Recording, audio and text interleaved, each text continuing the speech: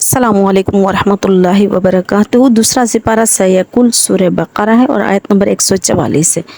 औज़ु बिल्लाहि मिनश शैतानिर रजीम, बिस्मिल्लाहिर रहमानिर रहीम। कद नरा तक़ल्लुब वजहिका फिस समाई। अल्लाह ताला फरमाते हैं कि हम देख रहे थे आपके चेहरे का बार बार पलटना आसमान की तरफ, यानी आप बार बार आसमान की तरफ रुक करके देख रहे थे। फलनुवल्लियन्नका क़िबलतन तर्ज़ाहा। अल्लाह ताला फरमाते हैं ज़रूर हम आपको वो किबला देंगे जिससे आप राज़ी होंगे।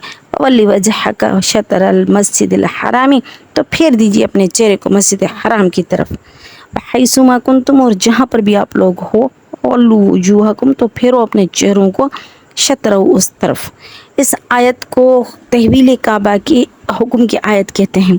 वो आयत जिसमें कि खाना काबा का रुख फेरने का जो हुक्म उतरा है वो है। अच्छा, अब ये जो थी आयत जो थी, इस आयत में अल्लाह ताला फरमाते हैं कि नबी आपका बार बार आसमान की तरफ रुख करना, आपका बार बार आसमान की तरफ देखना, हम देख रहे हैं, हमें मालूम है। इसका सबब क्या है? इसका सबब है आपकी दिली ख्वाहिश कि आपको आपका किबला दिया जाए, आपके दादा का किबला यानी इब्राहिम अलैहिस्सलाम का किबला दिया जाए। नबी करीम सल्लल्लाहु अलैहि वसल्लम हज़रत इस्माइल अलैहिस्सलाम की औलाद में से हैं, और इस्माइल अलैहिस्सलाम कौन है? इब्राहिम अलैहिस्सलाम के बेटे हैं। खाना काबा की तामीर जो बुनियादों पर की वो इब्राहिम अलैहिस्सलाम और इस्माइल अलैहिस्सलाम ने की। तो आप सल्लल्लाहु अलैहि वसल्लम बता रहे हैं, आप सल्लल्लाहु अलैहि वसल्लम का जो दादा का किबला यानी किबला इब्राहिमी है, जिससे आप सल्लल्लाहु अलैहि वसल्लम को मोहब्बत थी। अल्लाह ताला फरमाते हैं कि हम देख रहे हैं कि आपकी चाहत है कि आप बार बार आसमान की तरफ देख रहे हैं कि आपको किबला इब्राहिमी दिया जाए। ए रसूल, हम आपको ज़रूर वो किबला देंगे जिससे आप राज़ी हों, यानी आपकी रज़ा वाला, आपका दिल वाला, जो आप जिस पर आपकी चाहत है वो हम आपको किबला ज़रूर देंगे। खैर, नबी करीम सल्लल्लाहु अलैहि वसल्लम की ये सिर्फ नज़र नहीं उठती थी, आप सल्लल्लाहु अलैहि वसल्लम नमाज के दौरान पढ़ते वक्त भी आँखों को यूँ ऊपर करके देख लिया करते थे आसमान की तरफ कि कहीं जिब्रील अमीन उतर तो नहीं रहे ये हुक्म लेकर, और बैठे होते थे ऐसे बातों में और कचहरियों में बैठे होते थे। तभी आप सल्लल्लाहु अलैहि वसल्लम बार बार आसमान की तरफ सर उठाकर देखा करते थे कि कहीं कोई हुक्म तो नाजिल नहीं हो रहा खाना काबा की तहवील का, किबले की तहवील का। तो आप सल्लल्लाहु अलैहि वसल्लम का ये बार बार देखना, अल्लाह ताला फरमाते हैं कि नबी हमने देख लिया कि आप अपने चेहरे मुबारक को बार बार आसमान की तरफ करके देख रहे हैं, और तो हम आपको आपका पसंदीदा किबला ज़रूर देंगे। अब यहाँ पर हुक्म है फवल्ली वजहका, ये नबी फेर दीजिए अपने चेहरे को शतरल मस्जिदिल हरामी, मस्जिद हराम की तरफ। ये नबी अपने चेहरे मुबारक को फेर लीजिए खाना काबा की तरफ। ये था आप सल्लल्लाहु अलैहि वसल्लम को हुक्म। व हैसुमा कुंतुम, ये है अवामुन्नास को हुक्म। जहाँ पर भी तुम लोग मौजूद हो तो क्या करो? फवल्लू, फेर दो वजूहकुम, अपने चेहरों को शतरहु, उस तरफ फेर दो। बहरहाल, अब ये आता है कि इब्न उमर रज़ियल्लाहु अन्हु से रिवायत आती है कि आप सल्लल्लाहु अलैहि वसल्लम ने जो पहली नमाज़ खाना काबा की तरफ अदा की वो कौन सी नमाज़ थी? तो वो कहते थे ज़ोहर की नमाज़ थी, और यही सलाते वुस्ता भी है। लेकिन मशहूर कौल ये है कि आप सल्लल्लाहु अलैहि वसल्लम की जो नमाज जो पहली खाना काबा की तरफ रुक करके पढ़ी है वो असर की थी, और अहले कुबा को यानी जो मस्जिद जुल किबलतैन जिसको कहा जाता है, मस्जिद कुबा वाले, उनको जो दूसरे दिन फजर की नमाज में पता चला था। असर के टाइम पर हुक्म नाजिल हुआ था, और मस्जिद कुबा वालों को दूसरे दिन ये फजर के टाइम पर मालूम हुआ था। और कैसे हुआ था कि नमाज चल रही थी, नमाज के दौरान किसी ने आकर बताया कि भाई ये बैतुल मुक़द्दस की तरफ रुक करके नमाज़ पढ़ रहे थे, क्योंकि उनको पता नहीं था अभी कि खाना काबा की तहवील का हुक्म आ गया। तो वो लोग मस्जिद बैतुल मुक़द्दस की तरफ रुक करके नमाज़ पढ़ रहे थे। 1 रकात हुई थी या 2 रकात, दोनों में इख्तलाफ है। बहरहाल नमाज के दौरान तो कोई वहाँ से सहाबी गुजरा, उसने ज़ोर से चीख कर कहा कि भाई आप लोग इस तरफ रुक करके नमाज़ पढ़ रहे हो, तहवील काबा का तो हुक्म आ चुका, खाना काबा की तरफ रुक करके नमाज़ पढ़ो।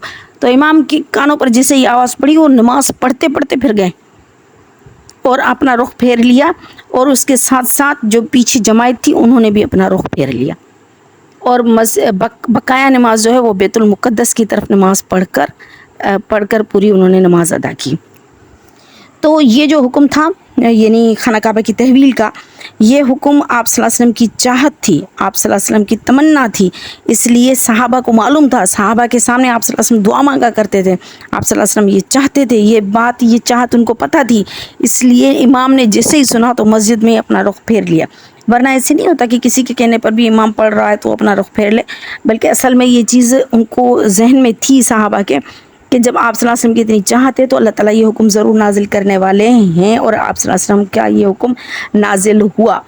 اچھا، پھر اللہ تعالیٰ فرماتے ہیں کہ جہاں کہیں پر بھی تم لوگ ہو تو اس طرف اپنا رخ پھیر لو۔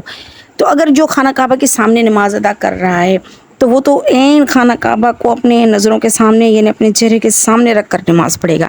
لیکن جو خانہ کعبہ سے دور ہو کر نماز پڑھ رہا ہے، یعنی خانہ کعبہ اسے نظر نہیں آ رہا، خواہ مدینے میں ہو دنیا کے کسی بھی کونے میں ہو، تو وہ صرف جہت کو فالو کرے گا، یعنی اس طرف کو فالو کرے گا۔ جیسے اپنے یہاں مغرب کی طرف ہے، اپنے ذہن میں یہ کہ مغرب کی طرف خانہ کعبہ ہے تو مغرب کی طرف رک کر کے ہم نماز پڑھتے ہیں، یعنی جہت کو فالو کرتے ہیں، کیونکہ خانہ کعبہ کو تو ہم آنکھوں سے دیکھ نہیں رہے، اس لیے اس کو سامنے رکھنا ہمارے لیے فرض بھی نہیں، اس لیے اللہ تعالیٰ نے شطرہ کا لفظ فرمایا، یعنی اس جہت کو فالو کرو، اس طرف رخ کر لو۔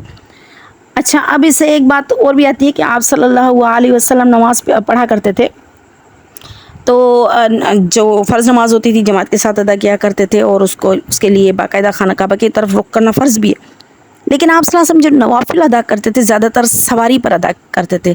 آپ صلی اللہ علیہ وسلم کی نماز ادا کرنے کا طریقہ نوافل کا یہ تھا کہ آپ صلی اللہ علیہ وسلم جب نوافل ادا کرتے تھے تو خانہ کعبہ کی طرف رخ کر کے جہت اس کی طرف کر کے اور آپ اللہ اکبر کے تکبیر تحریمہ کے لیے، اس کے بعد جانور جس طرف بھی جا رہا ہے کوئی فرق نہیں پڑ رہا ہے، یعنی خانہ کعبہ کے بالکل الٹ جا رہا ہے، اس کو بالکل پیٹھ دے کر جا رہا ہے، یا اس طرف جا رہا ہے، یا مشرق یا مغرب کہیں بھی جا رہا ہے، آپ صلی اللہ علیہ وسلم نماز پڑھتے رہتے تھے۔ یعنی سواری کے دوران بندہ کسی بھی طرف رک کر کے نماز پڑھ سکتا ہے، نوافل فرض نہیں۔ فرض کے لیے خانہ کعبہ کی جہت ضرور فالو کرنی ہے شروع سے لے کر آخر تک، وہ فرض ہے۔ لیکن نوافل آپ صلی اللہ علیہ وسلم اس طرح کرتے تھے، سواری پر بیٹھ کر بھی نماز پڑھ لیا کرتے تھے، نوافل نیچے نہیں بھی اترتے تھے، اور جہت کسی بھی طرف ہو کوئی فرق نہیں پڑتا۔ اچھا، اس کے علاوہ وہ بندہ جو ایسی جگہ موجود ہے جہاں اس کو پتہ ہی نہیں ہے کہ خانہ کعبہ کس طرف ہے، تو اس کے لیے کیا حکم ہے؟ اس کے لیے حکم ہے تحری کا۔ اس کا طریقہ کار یہ ہوتا ہے کہ بندہ ایسی جگہ موجود ہے جہاں اسے نہیں پتہ کہ خانہ کعبہ کس طرف ہے، تو اس کے لیے سب سے پہلا حکم یہ کہ وہ لوگوں سے پوچھے، بھائی کس طرف ہے خانہ کعبہ، بتاؤ جہت کس طرف ہے، تو لوگ بتائیں گے بھائی اس طرف ہے یا اس طرف ہے، تو نماز اس طرف کر کے رک کر کے پڑھ لے۔ لیکن اگر کوئی بندہ بھی نہیں مل رہا جو بتائے کہ جہت کس طرف ہے، تو اب اس کو تحری کرنی ہے۔ تحری کا مطلب کیا ہوتا ہے؟ یعنی اپنا دماغ چلا کر اندازہ لگائے کہ کہاں ہو سکتا ہے خانہ کعبہ۔ مثال کے طور پر میں نے ابھی آپ کو بتایا اپنے ہاں جو جہت ہے وہ مغرب کی ہے، تو سورج کو دیکھے، سورج کس طرف ہے، صبح کا ٹائم ہے تو یہ مشرق سے ابھرنا چاہیے، مشرق کی طرف ہونا چاہیے، تو یہ مشرق ہے تو اس کے الٹ مغرب ہوگا۔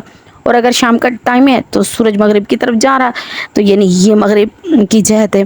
اس طرح رات کا ٹائم ہے تو پھر ستاروں سے پتہ چلتا ہے، ایون ہوا سے بھی پتہ چلتا ہے کہ کون سی ہوا لگ رہی ہے اور کس طرف خانہ کعبہ کا رخ ہونا چاہیے۔ اچھا، یہ تو تھا اس وقت کی زمانے کی بات جس وقت میں نہ موبائل تھے، نہ اتنی ٹیکنالوجی تھی، نہ اتنا کچھ پتہ تھا۔ آج کل تو بہت آسان ہے، آج کل تو خانہ کعبہ کا وہ جو قبلہ رخ بھی ملتا ہے، اس کو آپ رکھ کر کہیں پر بھی اس کو سیٹ کر دیں تو وہ آپ کو خانہ کعبہ کی ڈائریکشن بتائے گا، پھر آپ اس کو ڈائریکشن کو موبائل سے بھی دیکھ سکتے ہیں، اور آپ ہر طریقے سے آج کل تو کوئی مسئلہ نہیں ہے خانہ کعبہ کے جہت کو معلوم کرنا۔ لیکن یہ پہلے بھی جہت کے معلوم کرنے کے تحریک یہ طریقے تھے۔ اب نماز پڑھ لی، اسے پتہ چلا نہیں کہ خانہ کعبہ کس طرف، اس نے تحری کی اور نماز پڑھ لی۔ نماز پڑھنے کے بعد اسے پتہ چلا کہ خانہ کعبہ کا رخ تو اس طرف تھا نہیں، میں نے تو غلط جہت میں نماز پڑھ لی، تب بھی اس کی نماز ہو جائے گی، کیونکہ اللہ تعالیٰ تو ہر جگہ ہے نا۔ جہت کرنے کا حکم تو اس وقت ہے، مکلف ہم اس وقت ہیں جب ہمیں پتہ ہو، جب ہمیں پتہ ہی نہیں چل رہا، نہ کوئی ذریعہ ہے، تو پھر ہم مکلف نہیں ہیں۔ اسلام نے کبھی بھی ایسا کوئی حکم نہیں دیا جس میں انسان مکلف ہو، تو اس لیے اس میں کوئی بندہ مکلف نہیں، آزاد ہے۔ دوسری بات، اللہ تعالیٰ فرما رہے ہیں کہ نبی آپ کے چہرے کا اوپر رخ کرنا یا آپ کی نظر کا دیکھنا نماز کے اندر، تو اس میں ایک یہ بھی آتا ہے کہ آیا نماز کے اندر اوپر آسمان کی طرف دیکھنا یا ادھر ادھر دیکھنا صحیح ہے یا نہیں۔ اس میں مختلف حضرات کے جو اپنے فقہی حضرات ہیں ان کے مختلف قول ہیں، امام محمد ہے، امام احمد ہے، امام ابو حنیفہ ہے، امام شافعی ہے، امام مالک ہے رحمہم اللہ تعالیٰ عنہم اجمعین، قاضی شرح ہیں، کئی کے جمہور کا علماء کا قول ہے، سب کا موجود ہے۔ لیکن میں اتنے علمی دلیل میں نہیں پڑھنا چاہتی، صرف آپ کو مختصراً بتانا چاہتی ہوں کہ نماز کا صحیح طریقہ یہ ہے کہ نماز کے ٹائم پر یعنی اپنی نظر کو مصلی پر رکھے، ادھر ادھر نہ دیکھے۔ لیکن اگر ادھر ادھر دیکھ لیا تب بھی اس کی نماز تو ہو جاتی ہے، لیکن یہ طریقہ صحیح نہیں، یہ قیام کے خلاف ہے۔ پھر آپ صلی اللہ علیہ وسلم ایسا کیوں کرتے تھے؟ آپ صلی اللہ علیہ وسلم کا یہ دیکھنا کسی اور وجہ کے لیے تھا، اللہ کی طرف ہی توجہ تھی، اللہ کی طرف سے آنے والی وحی کا ہی انتظار تھا، اس لیے آپ صلی اللہ علیہ وسلم کو ہم اپنے آپ پر قیاس نہیں کر سکتے. کئی باتیں ایسی ہیں جو صرف آپ صلی اللہ علیہ وسلم کی خصوصیت ہوتی ہیں، تو ہو سکتا ہے کہ یہ آپ صلی اللہ علیہ وسلم کی خصوصیت ہو.